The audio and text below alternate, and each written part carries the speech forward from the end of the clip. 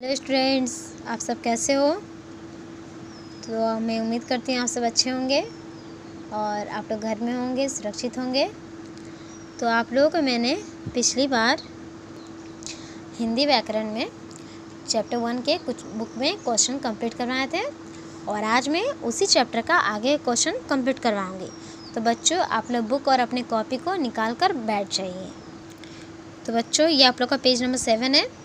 तो मैंने आप लोग क्वेश्चन नंबर 3 तक तो करवा दिए थे, आज हम 4 से करेंगे। क्वेश्चन नंबर 4 है, सही मिलान कीजिए। क्या करना है, इसको मिलाना है, ठीक। तो क्या उर्दू किस में जाता है, फारसी लिपि में। हिंदी का क्या हुआ आपका, देवनागरी में। अंग्रेजी है, क्या अंग्रेजी का क्या होगा, रोमन। और पंजाबी का होता है गुरुमुखी, ठीक। अब क्वेश्चन नंबर 5 है, भारत के विभिन्न राज्यों में बोली जाने वाली किन्हीं 4 भाषाओं के नाम लिखिए। यानी हमारे जो भारत जो है उसमें अनेक राज्य है ना। तो उसमें क्या है, उसमें जो राज्य है हमारे, उस वहाँ के कौन कौन से लैंग्वेज यूज़ होते हैं वो आप लोगों को लिखना है। वैसा 4 राज्य का आपको नाम लिखना है, ठीक है। तो जो राज्य में जो भाषाएँ बोली जाती है उसका आप लोगों को नाम लिखना है। तो बच्चों, ये क्वेश्चन आप लोगों को खुद से ही कंप्लीट करना है, ठीक है। ये आप लोगों का होमवर्क है। और क्वेश्चन नंबर 6 है, निम्नलिखित वाक्यों में भाषा का कौन सा रूप है, लिखिए। यानी आपका जो यहाँ पे लिखा हुआ वो भाषा का कौन सा रूप है, मौखिक है या फिर लिखित है, वो चीज़ आपको यहाँ पे कंप्लीट करना है। तो क्या है, नानी बच्चों को कहानी सुना रही है।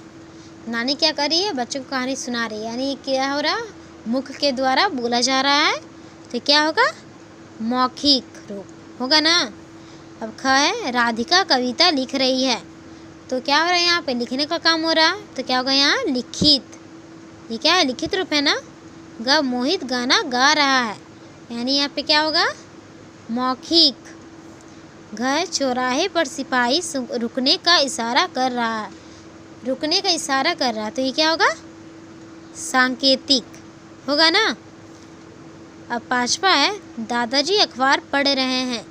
तो यहाँ क्या हो रहा है, पढ़ने की काम हो रही है, यानी लिखित चीज़ को पढ़ा जा रहा है, तो क्या होगा यहाँ पे, लिखित। तो बच्चों, आप लोग को ये 2 क्वेश्चन आप लोग को खुद से ही करना है, ठीक। और आप लोग को इसे अपने कॉपी में ही लिखना होगा।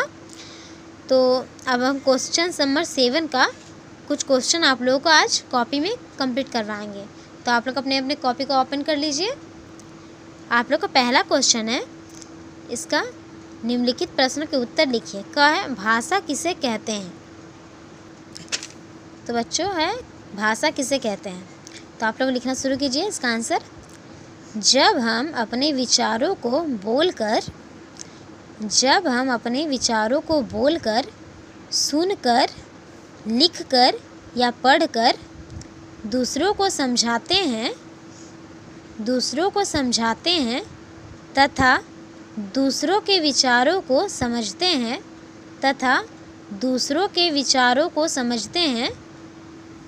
तब हम इसे भाषा कहते हैं।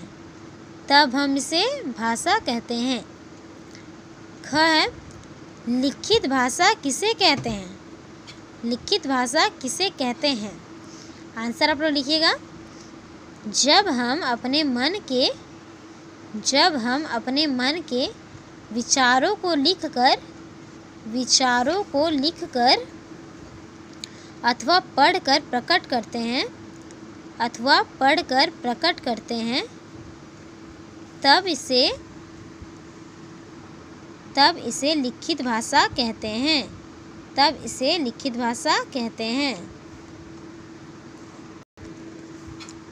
अब ग नंबर है, मौखिक भाषा किसे कहते हैं।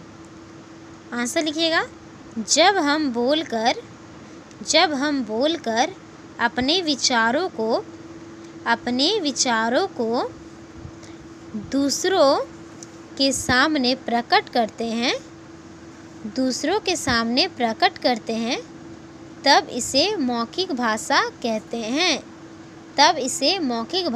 कहते हैं। अब घ नंबर है,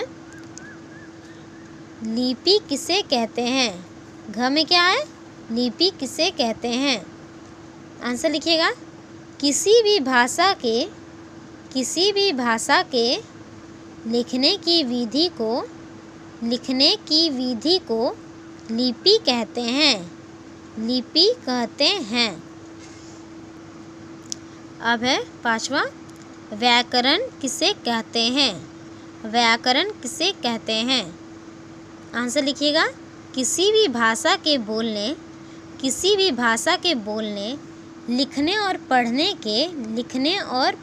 के नियमों को व्याकरण कहते हैं। नियमों को व्याकरण कहते हैं। 6 है, सांकेतिक भाषा भाषा के अन्य दो रूपों मौखिक तथा लिखित से किस प्रकार भिन्न है? आंसर है उत्तर, सांकेतिक भाषा भाषा के अन्य दो रूपों से इसलिए भिन्न है क्योंकि इसे ना तो हम मुख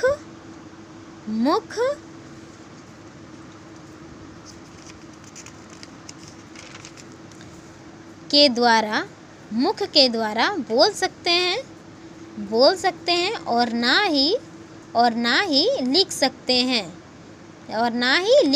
हैं। इसे केवल इशारों के द्वारा ही समझाया जा सकता है। इस भाषा को सांकेतिक भाषा कहते हैं। तो बच्चों, आज के लिए बस इतना ही। और अभी मैंने आप लोगों को इसके क्वेश्चन आंसर भी कंप्लीट करवा दिए, तो आप लोगों ने इसे लिख भी लिया होगा। तो आज का जो होमवर्क है, आप लोगों को इस क्वेश्चन आंसर को दो क्वेश्चन आंसर जो है आप लोग अभी याद करके रखिएगा, ठीक है। और बाकी भी आप लोग को याद करना है। आप लोग को जो क्वेश्चन आंसर है क से च तक, ये आप लोग को पूरा ही कंप्लीट करना होगा। और आप लोग को मैंने बुक में भी कुछ क्वेश्चन दिए हैं, तो आप लोग वो भी कंप्लीट करके रख लीजिएगा। तो बच्चों, अब मैं आप लोगों को नेक्स्ट वीडियो में मिलती हूँ नेक्स्ट चैप्टर के साथ। तो आज के लिए बस बाय बच्चों, और आप लोग अपने घर में सुरक्षित रहिए, ठीक है।